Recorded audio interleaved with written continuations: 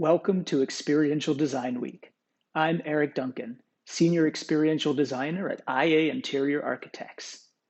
Each year, IA hosts Experiential Design Week to celebrate the unique role of art and design within our larger architectural practice. This year, we'll be joined in conversation by a roster of creative luminaries from around the globe to discuss their creative processes, to consider the value of experience, and ostensibly to draw connections between their work and our own. For each conversation, I'll be joined by one of my colleagues at IA, each of whom bring their own unique perspective and will also ensure that I won't be the only voice you hear this week. Today, I'm fortunate to be joined by Mary Claire Garrity, Senior Strategist, and we're thrilled to chat with today's guest. I need to apologize in advance because I'm excitable on a normal day, but today's guest is about to make me scream for ice cream. I read somewhere that if her parents warned her not to play with her food, she's gotten the last laugh. That's because she now has one of the most coveted roles imaginable as a global research and development chef for Ben and Jerry's. I can't believe I get to do this. We're thrilled to welcome her to Experiential Design Week. Sarah, would you like to introduce yourself? Yes, thank you for that intro.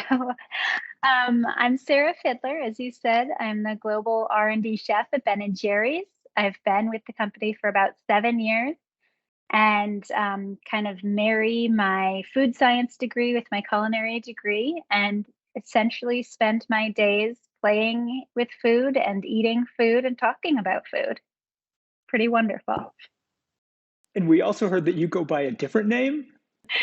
Yes, I am officially the queen of R&D euphoria. What a title. Is that on your business card?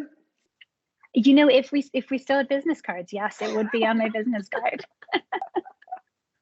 Before we begin, I just have to know what the freezer in your house looks like. If the zombie apocalypse hits, do I need to raid your freezer for a pint of Cherry Garcia? You know, I did actually look in my freezer this morning, and I think I have about 9 to 12 pints in my freezer, which is not good. I should pare down a little bit. But I definitely have a lot of ice cream and then a lot of berries. It is berry season in Vermont right now, and so I stock up. I pick all summer and freeze them. And yeah, so berries and ice cream. That's what I've got. I heard a conversation recently where someone said that no one really knows what anyone else's job is like. You know, you go to the mailbox and the mail is there, but you don't really know the steps it took to get there.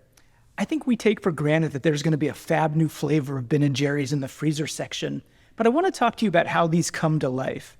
Are you responding to a brief, or what is the genesis for a new ice cream flavor?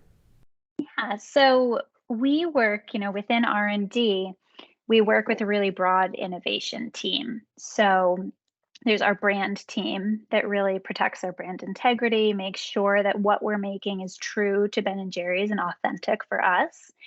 And there's our CMI team, our consumer insights team. And so we kind of start the process with consumer insights. We look at macro trends that are taking place across categories. So not just in food, but in clothing, in design, in travel, and kind of look at those trends and then slowly unfold how we can interpret them into an ice cream flavor. So the whole process takes about 18 to 24 months. And we'll usually have kind of a big trends presentation, and many trends stay the same. So nostalgia is one that we've seen for years. And it morphs a little bit over time, especially in the US, we have become such a diverse nation that nostalgia to me, growing up in the Northeast, might be very different from nostalgia to someone who grew up in Texas or somebody who grew up in the Pacific Northwest. So, one word can mean a lot of different things. And we really try to hone in on, how do we want to focus on this trend? How do we want to deliver something that brings back happy memories for our fans? And from there, we make a lot of food. So, we recently launched a flavor called Moose Pie. And I literally made a lot of pies and brought them into the Wow. office, and we all tasted pies and talked about, what makes a mousse pie. It's, a difference in textures. You've got a lighter, fluffier texture, you've got a thicker, richer texture, you've got a crunchy crust. And how can we interpret that in ice cream so that when somebody digs into a pint of mousse pie, they're getting that same experience as they would from eating the actual pie. So we do a lot of that, and then get down to actually making ice cream samples and tasting with our brand team, tasting with people around the office too. We've got a lot of different functions in our office, and it's great to get people who don't usually eat ice cream for work to come in and try it and give their opinions. And then there is a lot of computer work that my colleagues end up doing, specifications, make sure that we can take that small batch that we've made and make 80,000, 160,000 pints of a new flavor and make it delicious every time. And then we launch it and hope that people love it and hope that it brings some joy. That's so great. And we're curious too about the client. So is there a client, for us, our clients tend to be tech companies, they're real estate developers, hospitality groups. So when you're developing these new flavors, is Ben and Jerry's the client, or is Eric or Mary Claire sometimes the client? How do those come to fruition? Yeah. So, I mean, we always think about our fans broadly, and it's definitely evolved over the years as different generations have kind of essentially decided to spend their money in different places. So, we had been our clients or our fans had been kind of um, people that either have older kids or don't have kids, have a little bit of extra income to spend a little bit more on that pint of ice cream. That's an extra indulgence. And what we're seeing with Gen Z is that if they find something that they really love, they'll spend, whatever amount of money, if it's really high quality, if it's indulgent, if they really want to try it, if their friends are trying it. And they're much more curious, culinary curious and culturally curious to try new things. And so we kind of have a few different groups of clients, so to speak, as the dynamics shift. And so I'm curious about that too. And you talk about Gen Z. And so who really is the tasting audience then as you're trying to appeal to multiple types of generations? Well, that is where, getting people from around the office to come in is really helpful because within our innovation team, we are all so into food and we're always tasting new, it's not uncommon for one of us to go out and get an ube ice cream cone or, have a black sesame latte or something, that's what we do all the time.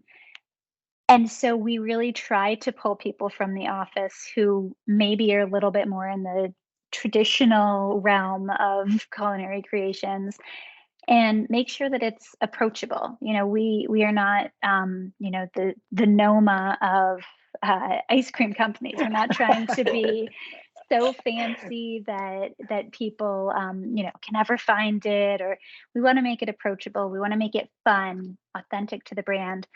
And so, we try to include as many different generations and functions and people as we can in the tasting process and get feedback because, it's all about getting those different perspectives and seeing what people really get joy out of. While we think about development, if you got a brief today for a fresh take on mint ice cream, something that isn't your standard mint chocolate chip, what starts happening? How would you be thinking about this kind of evolution in flavor? So, I think we first start with who are the customers, who are the fans going to be. So, is this a US flavor, a North America flavor? Is this going to be a global flavor? Is it, just in Europe? Is it just in Australia? Think about that first, because that will help us figure out which type of nostalgia would we want to go for, or what kind of trends are we seeing in this part of the world. And then from there, we just try to gather kind of a big sample size of kind of versions or iterations of a particular thing. So, mint, you could go anywhere from a toothpaste to, mint in a strawberry and feta salad, very wide range, and kind of look at all of those different ways that mint comes into our lives and figure out, first of all, it's got to taste good. We're not going to put out anything that doesn't taste good. But then,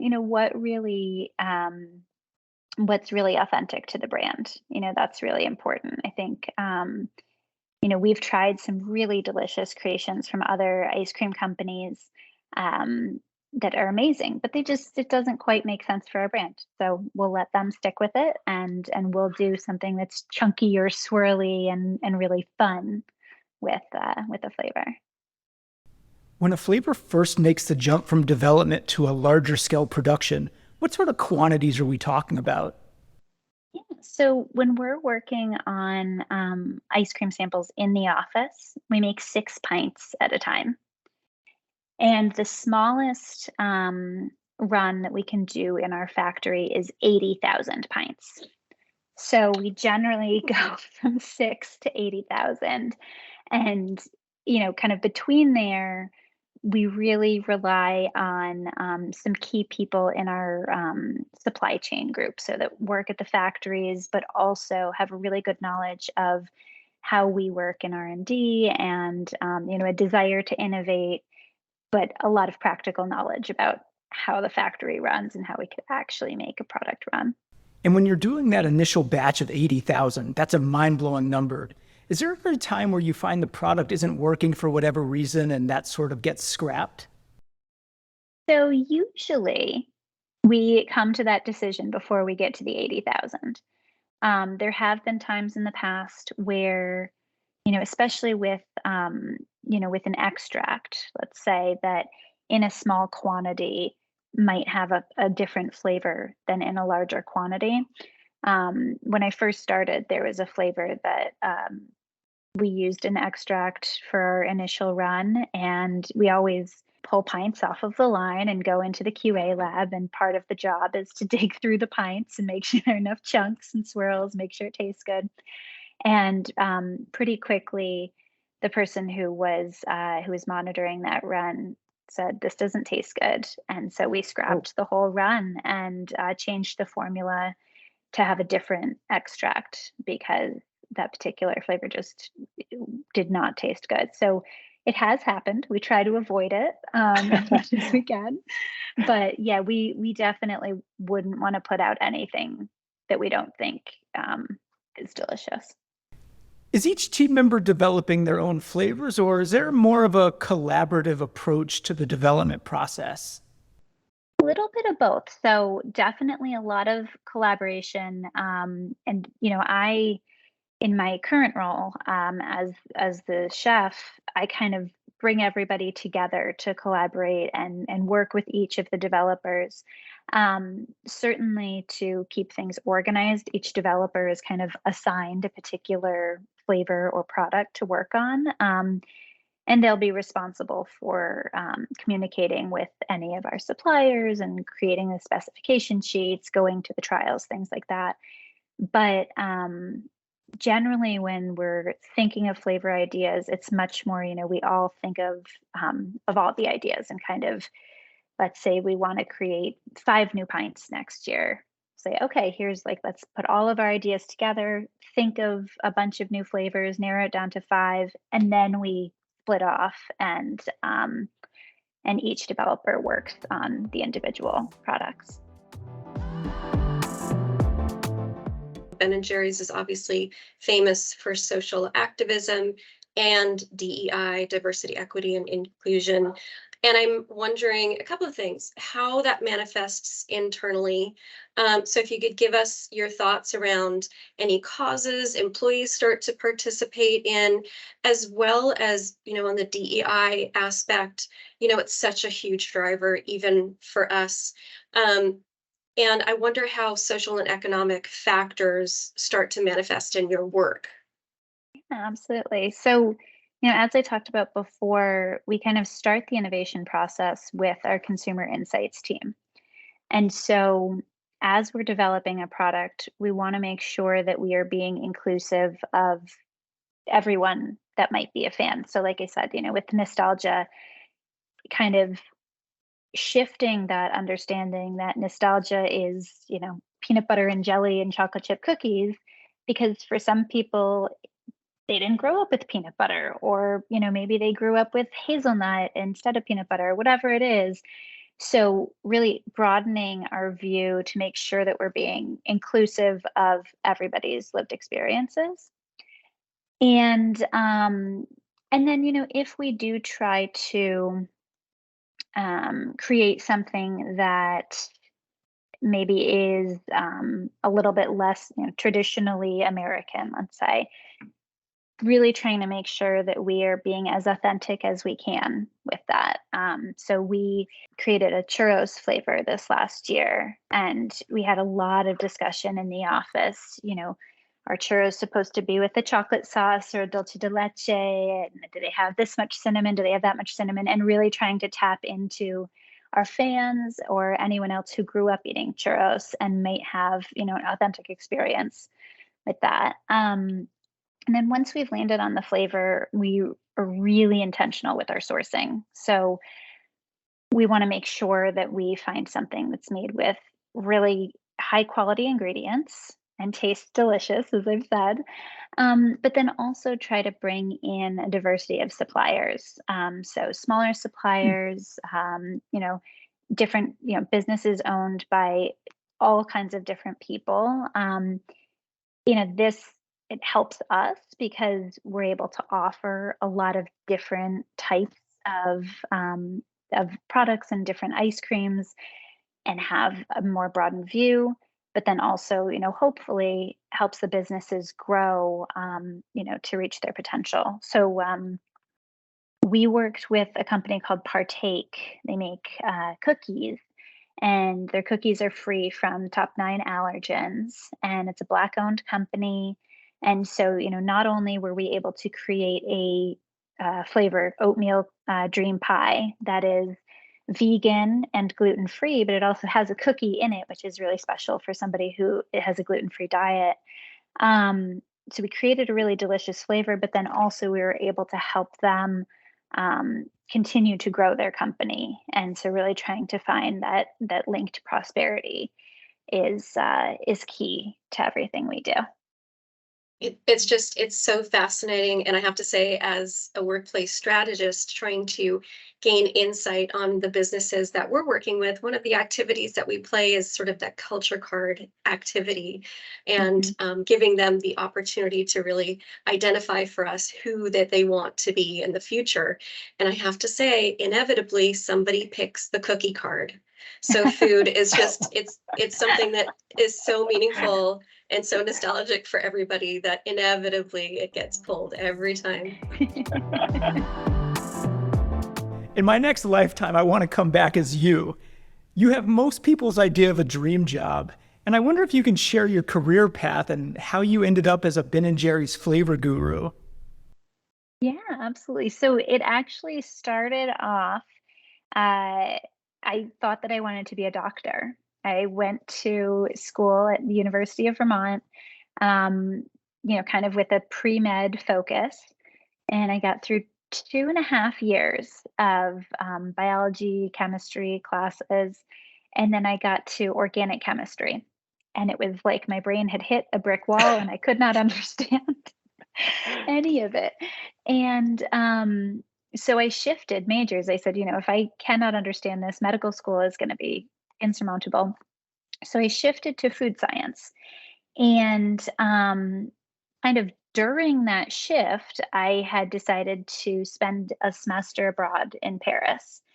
And because I was a science major, I couldn't really take any classes that counted toward my major while abroad. So I decided to study French language and pastries. because I love baking and why not? If I'm going to be there, why not enjoy the pastries? So I spent about 6 months there and ended up doing a dissertation on petit fours and the culture of desserts in France, and kind of it got back to UVM and realized that while I loved a lot of the things I was learning in food science, it was much more directed at kind of more scientific. It wasn't as creative as I wanted to be. It was a lot more, if somebody has a specific illness, these are the macronutrients that they need to survive, and this is how we keep them alive, essentially. And it just didn't really speak to me as much. So after graduation, I actually went to my cousin's graduation at the Culinary Institute of America, and their campus is beautiful, and all of the kitchens have windows. So as you're walking around the campus, you can look into the kitchen and watch the students creating. And I walked in, and there was a young woman making macaron. And I had been, since returning from Paris, I had been trying to make macaron and failing. And I was like, this person is probably 3-4 years younger than me. If she can do it, I should be able to do it. And so I made the decision that I wanted to go to culinary school. So I applied to CIA and enrolled there a few months later. As part of the curriculum there, students have to do an externship. So I moved down to DC and worked at the Ritz-Carlton in their pastry kitchen, which was really a great experience because I, worked with, room service and creating cookies or brownies or something for somebody to have the room, up to a full-scale chocolate buffet during the holidays and, creating all kinds of showpieces, and just a wonderful experience, wonderful company to work for. Yeah, and then after graduating, I moved back up to Burlington and started working for a chocolate company here. And I realized after moving around so much that I really love Vermont. I'm not from here originally, but fell in love with it. My husband is from New Hampshire, which is right next door, and so realized that we wanted to stay living here. And I had thought that if I were to work for Ben and Jerry's, I would have to live in New Jersey, where Unilever offices are, and was delighted to find out that I could stay right in Burlington and work for Ben and Jerry's. So about 7.5 years ago, started working for Ben and Jerry's, and have been here ever since. And it is a dream job. Sarah, you touched upon this earlier when you were discussing flavors from around the world, England versus Australia versus America. I'm always so envious when I see the exciting Kit Kat flavors the Japanese market has access to versus the options we have in the States. What is the difference between a product that's right for the American market versus those found elsewhere? Yeah, so I touched on it a little bit before with like the different ideas of nostalgia and familiarity. And I think a lot of people on my team would love to make, a black sesame and strawberry ice cream, but it doesn't necessarily fit the brand, and we don't want to alienate anyone. So we really try to find that balance between, what's going to be exciting for our fans, and what will still be familiar enough that they'll pick it up off of the shelf and not just go straight for cookie dough or straight for cherry Garcia, but pick up the churro flavor, for example. How do we make this something that maybe introduces people who have never had churros to the idea of them in a fun, approachable Ben and Jerry's way? And I think one of the things I'm really excited about is we are becoming such a globalized, through social media and ease of travel. Generally, people are so excited and so curious to try new flavors, and it's so much easier, if you go on TikTok or Instagram, to see what people in Japan maybe eat on a regular basis, or see what people in France eat. And And so we're seeing a lot more curiosity and a lot more acceptance. So I'm hoping that we can have more global launches and really kind of create more flavors that speak to everybody, or at the very least, people are really excited to try. I think on that comment about just the various variations and some of the differences, distinctions. I read that there are products that you develop for retail, but then other products that you develop for scoop shops. So curious if you can elaborate on that. Yeah, yeah. So we generally will create two or three scoop shop exclusive flavors. And usually the run size is a little bit smaller than those, 80,000 pints.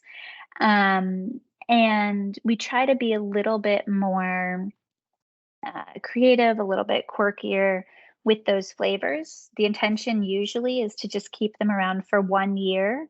Their purpose is kind of to create excitement. So it's not necessarily this is going to be the next cookie dough, but this is going to bring people into the shops. This is going to give them some joy and some excitement. I think some of my favorites a few years ago, I think it may have been when I first started actually, we had cereal milk flavors. So we had I think it Oh, was Coco Loco, and I can't remember what they were. There was like a Fruity Pebble one, but we didn't call it Fruity Pebbles. And I think there was like a cornflake one.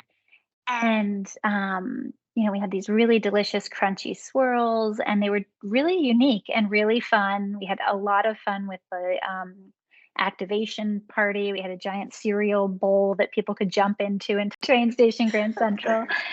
Um, so, those flavors are really all about creating excitement for the fans. And sometimes they stick around. There's a flavor right now called Marshmallow Sky. It is a blue ice cream. And most mm, people who come into the shop to order it say, I'll take the blue one. They don't even know what the ice cream's called. But it's delicious. It's a marshmallow ice cream. It's got marshmallow swirls, chocolate chip cookie dough, and then chocolate chip cookie dough. So it's very sweet, but yum. really delicious. And it's blue, and people love that. And so that I think has been around for 2 or 3 years now, even though the intention was to only keep it around for 1 year. And for flavors that have that sort of longevity at the scoop shop, will that ever make the jump to the retail aisle? It's possible. It's possible. We've done it once or twice before. Generally, the scoop shop team is really excited to have that as, the Sure. reason to go into the scoop shop. But yeah, if our fans really want it and people are asking about it, and not everyone has access to a scoop shop either, then yeah, sometimes it will jump into a pint. I think it's universal that we all experience imposter syndrome at some point or another. Have you ever experienced imposter syndrome? And if so, how do you quiet those thoughts of self doubt? It's a really good question, and definitely something that I'm still practicing and kind of working on, because I was in a developer role for 6 years. So I was, developing new flavors and bringing them to market. And a lot of my deliverables were very tangible. I could check boxes every day and say, I've done this, I've done this, I've done this. Very regimented job. And now my job is much more creative and much more self directed.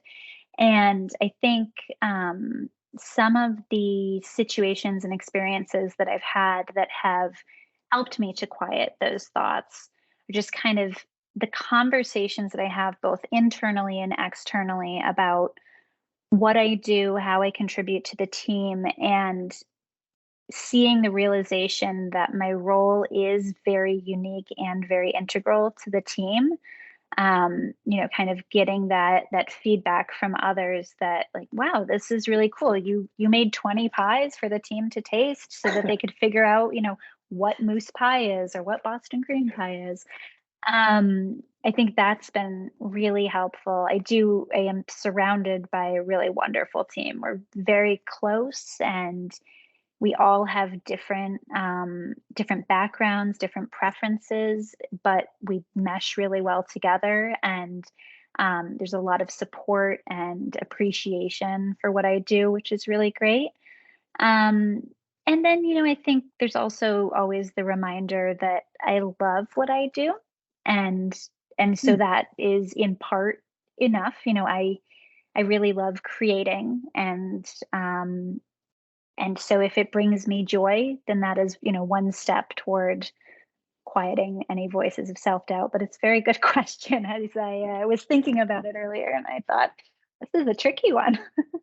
I know people are going to get a lot out of what you just said, so thank you for that.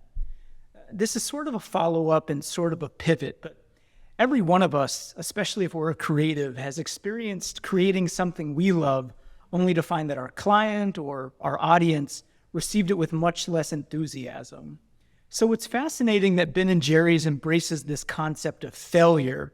I'm using big air quotes around that word, and pays tribute to its discontinued flavors in the flavor graveyard. Your website says that even the best Ben and Jerry's flavors melt away, but why do flavors meet an untimely end? So there are a lot of reasons.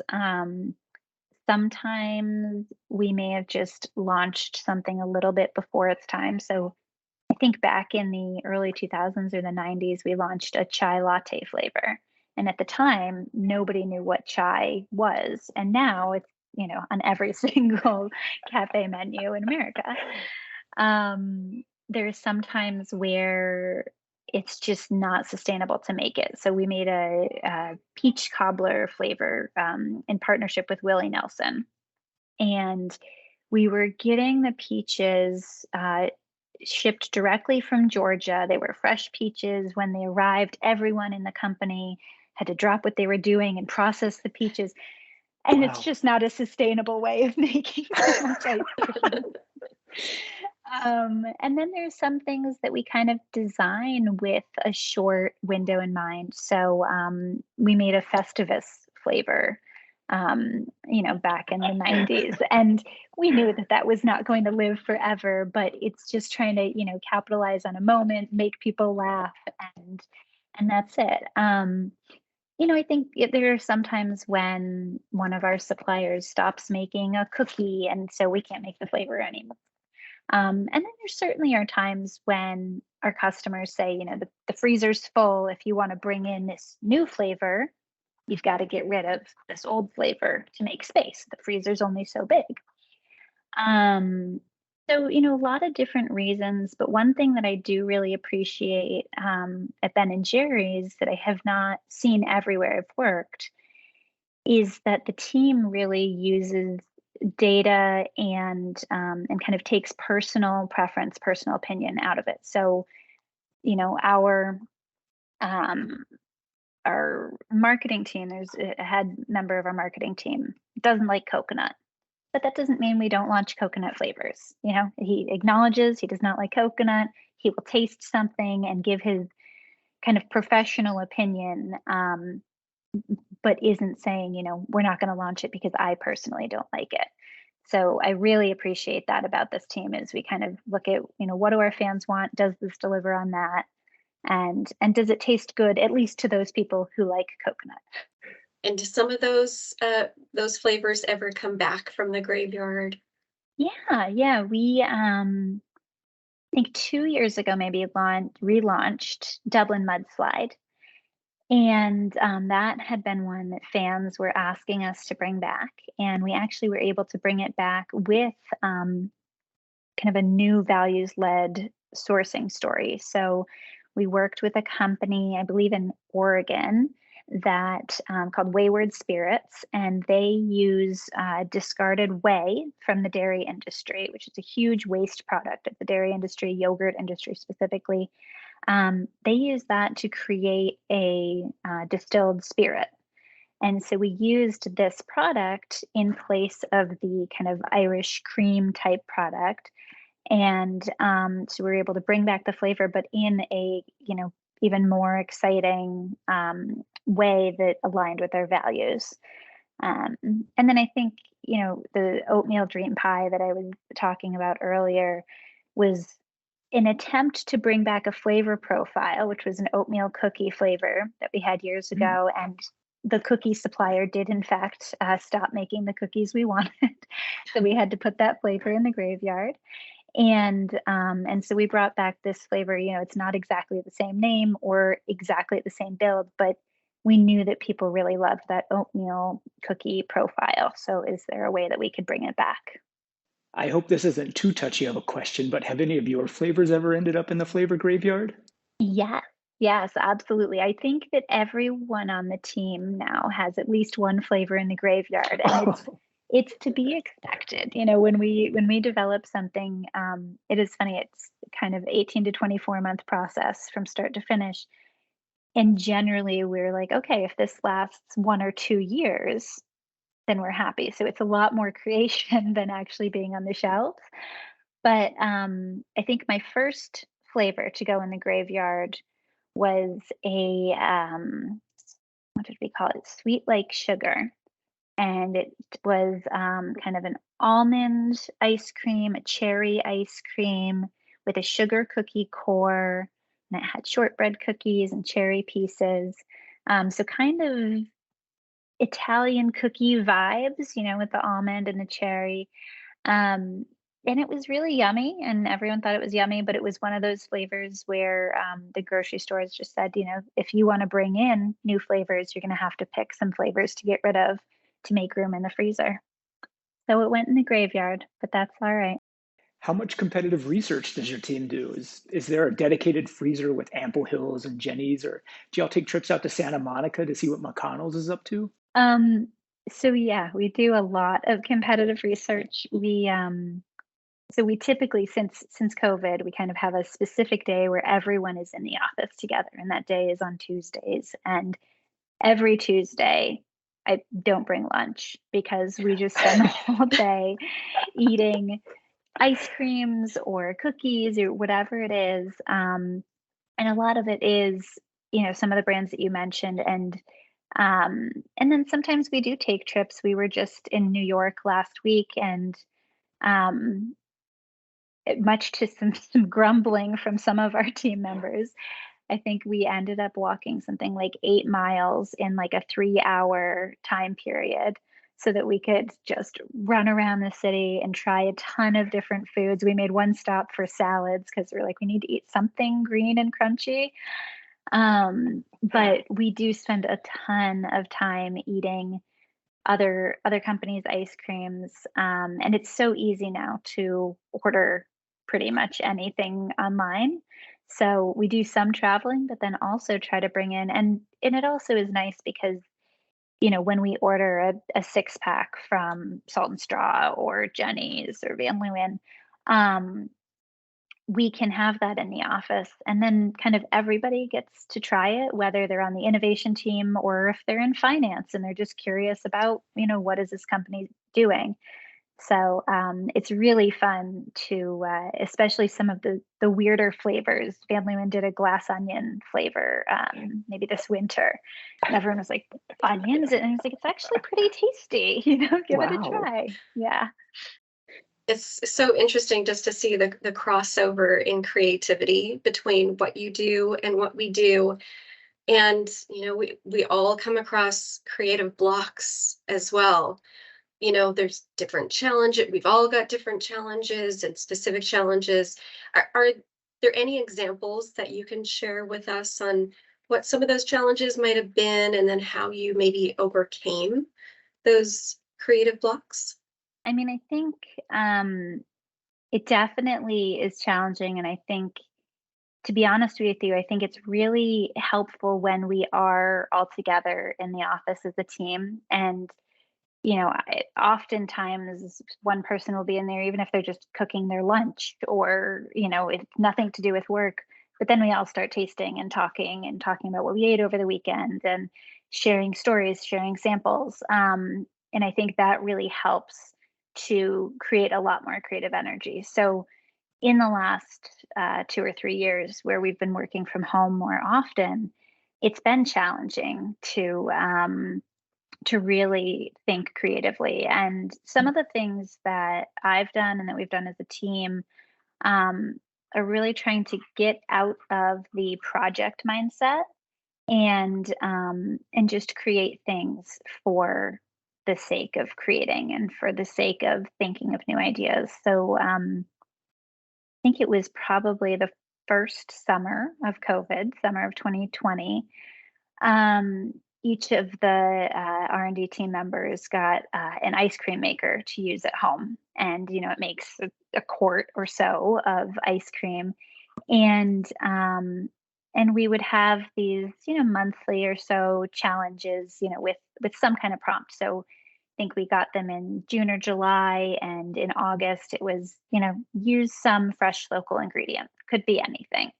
So I made a corn ice cream, and I think I made a blueberry kombucha sorbet, and I swirled them together with a corn chip crunch or something. And I knew that it would never become a pint, but just the act of creating that and learning, seeing what other people on the team had done really helped kind of uh, get through that and helped with the development cycle. A few months ago, we started making just literally one bulk tub, so about 80 scoops, give or take, um, of a new flavor. And we're trying to be more creative with that. It's a lot faster turnaround. We don't need to create full specifications. And we're able to work with some smaller vendors. So that's been really fun and exciting for us, and exciting to engage with fans on that level and be able to kind of create something that maybe our full innovation team isn't ready to launch in a pint, and take baby steps. Just because you know where it's going to lead, whenever someone on an airplane asks you what you do for a living, do you ever just make something up and tell them that you're a tennis coach or something? It depends on what kind of a mood I am in and how long the flight is. So, the flight from Burlington to New York City, which is pretty much the only place you can fly direct from Burlington, it's a 40-minute flight. So if somebody asks me and I'm in a good mood, I know I've got 40 minutes. But I was recently flying over to England, and somebody asked, and I was like, oh, this is a 6-hour flight. I was hoping to get some sleep. And so oftentimes I will say I'm in product development for Unilever, which is not a lie, but does not start a conversation like I'm a flavor guru for Ben and Jerry's. That's so great. Are there any new books that you've been reading lately? Well, I love to read. Generally, I'm happy to read anything. So I kind of split my time between like nonfiction, food related memoirs of some sort. Ruth Reichel is wonderful, all of her books. And then also have a little bit of like suspense, murder, mystery tilt too. So right now I'm reading The It Girl by Ruth Ware, and it's excellent. But I literally I read on my iPad and just take books out from the library. And if I finish a book at 10 o'clock at night, I'm right back on getting the next book, because I love to read before I go to bed, and always have something going. Something else that, lately I've been asking a lot of people is, as you were coming into this career, was there a particular piece of advice, or is there a particular piece of advice that you would give your younger self coming into this career? What would that be? I would say it's a tough one. I think one thing, which is just generally good life advice, but also especially in a career, is to not take anything too seriously, and to be able to kind of find a silver lining, let things roll off your back. Do the job and do it as well as you can. But especially for my job, I regularly am saying to my teammates, this is just ice cream. This is not brain surgery. It's just ice cream. And if something doesn't go right, it's okay. Obviously we want everything to work. We don't want to have to, throw out a full run of something, but it is just ice cream. So kind of stepping back, gaining some perspective, and I've been really blessed to have a job that is easy to love and easy to have fun with. But I think even, seeing my parents, both of my parents had jobs that I couldn't wrap my head around what they did. They seemed incredibly boring to me, but they loved them. And so they, were really happy going to work, and they really enjoyed it. So finding something that really brings you joy, makes the next 40 years a lot easier if you're looking forward to going to work every day. Oh, that's such great advice. I get a lot of secondhand joy when others experience something fantastic. So I'm curious to know, when was the last time you were awed? I really love this question, and it kind of got me thinking about some of the experiences. So there are kind of a few things that came to mind. One is just anytime I fly over a new landscape. So, probably 9, 10 years ago now, my husband and I were going on our honeymoon to Costa Rica. And I remember flying over, and I was like, I've traveled a ton, but I've never flown over some place that looks like this. And then had a similar experience. We went to northern Norway a few years ago, and flying over the fjords, and just was like, wow, this is amazing. Such a different landscape than what I've seen before, and just absolutely beautiful.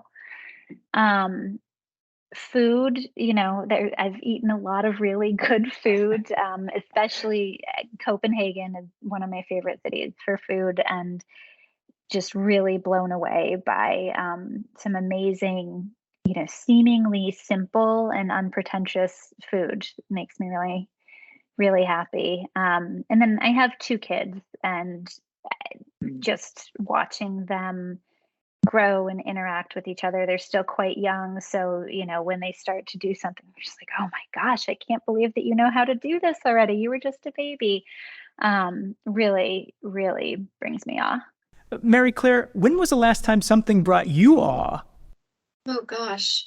Well, I often find awe in nature. And being in Long Beach, it's so lovely being close to the beach. And Eric and I were chatting earlier that I just took my dogs onto the paddleboard with me for the first time That is the other great. day. And that was definitely awe. But something that really was very magical and very inspiring was a few years ago, a group of us at IA went to Marfa, Texas. And that's just 3 hours outside of El Paso Airport. And we went to the Chinati Museum. And if you haven't been there, it's definitely, I would recommend it. But in particular, I think it was Robert Irwin's Dawn to Dusk permanent installation. And if you're not familiar with it, he used the architecture of this building, which was really a sort of horseshoe shaped building. And one side is light and one side is dark. One side's painted white, one side's painted black. And he used scrim stretched along the entire length of those areas, and then started to transition as the two of them came together. So combined with the window openings, the entire space changes every minute of the day, 365 days out of the year. It is just constantly evolving, and it was just really very, very moving for all of us that went to experience that. So I would say that was probably the most awe-inspiring moment for me. How about you, Eric? Well, this is cool. I recently learned that the ancient Japanese almanac broke the year down into 72 microseasons. There are 24 sort of major seasons, and each of those is comprised of 3 minor seasons. And there are these enchanting descriptions about what's happening in the natural world at that time. For instance, as winter's loosening its grip, one 5-day microseason is an eastern wind melts ice. Later during the early summer months, another 5-day microseason is frogs start singing. Uh, my favorite of the 72, because it sounds so much like the title of a Prince song, is Light Rain Sometimes Fall. It's this really poetic narrative about the time of year, about animals and about nature. And it's also this beautiful reminder that there's nuance and poetry in the natural world. Yeah, that is really, we have sort of similar in Vermont. We have mud season and stick season in addition to the four seasons.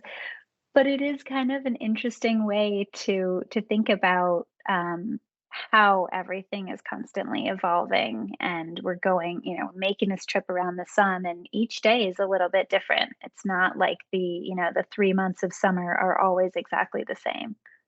One final question for you.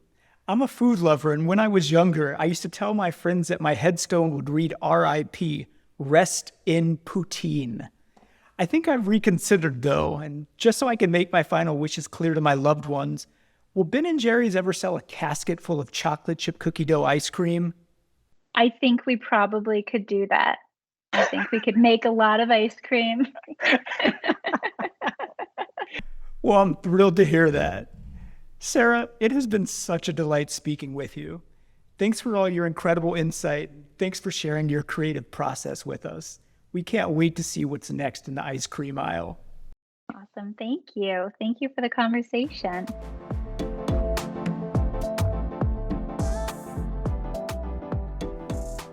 Thanks for joining us for Experiential Design Week, an annual series by IA Interior Architects. If you enjoyed today's discussion, and if you appreciate great design, we invite you to visit interiorarchitects.com/EDW for more conversations with the incredible creatives we admire. While you're there, you can learn more about IA and discover the remarkable work our studios are producing around the globe.